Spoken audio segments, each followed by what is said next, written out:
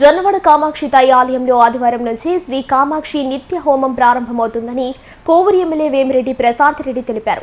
శనివారం జొన్నవాడలోని మల్లికార్జున స్వామి కామాక్షి తాయి అమ్మవారిని ఆమె దర్శించుకున్నారు. అనంతరం మాట్లాడుతూ నందీశ్వరునికి ప్రదోషకాల వృషభార్చన ప్రతి నెల బహుళ త్రయోదశి రోజున నిర్వహిస్తారని చెప్పారు. కంచి కామకోటి పీఠాధిపతి విజయానంద సరస్వతి ఆశీస్సులతో ఈ కార్యక్రమాలు చేపట్టామన్నారు.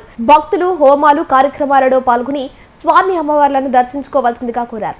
మన జొన్నవాడ కామాక్షమ్మ దేవాలయం రావడం జరిగింది. అమ్మవారి ఆశీస్సులు తీసుకున్న మీదట రేపటి నుంచి ఇక్కడ మీకు అందరికీ తెలిసిందే కశ్యపుని యజ్ఞం చేసిన ప్రదేశం యజ్ఞవాటికైన ఈ జొన్నవాడ పుణ్యక్షేత్రం నందు రేపటి నుంచి మన సద్గురు శ్రీ కంచి పీఠాధిపతుల వారి దివ్య ఆశీస్సులతో మాఘ పౌర్ణమి నుండి నూతనంగా శ్రీ కామాక్షి నిత్య హోమం అని ఒక హోమాన్ని ఇక్కడ ప్రవేశపెట్టడం జరిగింది.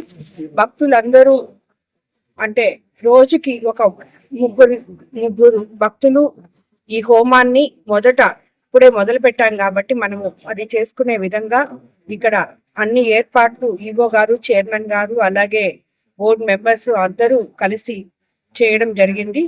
కాబట్టి భక్తులు అందరూ వచ్చి ఈ హోమంలో ఎప్పుడు నిత్యము రోజు ఉంటుంది. ఇక్కడి నుంచి రేపు మొదలు పెట్టబోయే ఈ హోమం కాబట్టి అందులో పాల్గొనాలని భక్తులను కోరుకుంటూ అమ్మవారి ఆశీస్సులు తీసుకోవాలని కోరుకుంటున్నాను. అలాగే ప్రతి నెల బహుళ త్రయోదశి రోజున అధికార రాతి నందీశ్వరునికి ప్రదోషకాల వృషభార్చన కూడా ప్రారంభించడం జరిగింది.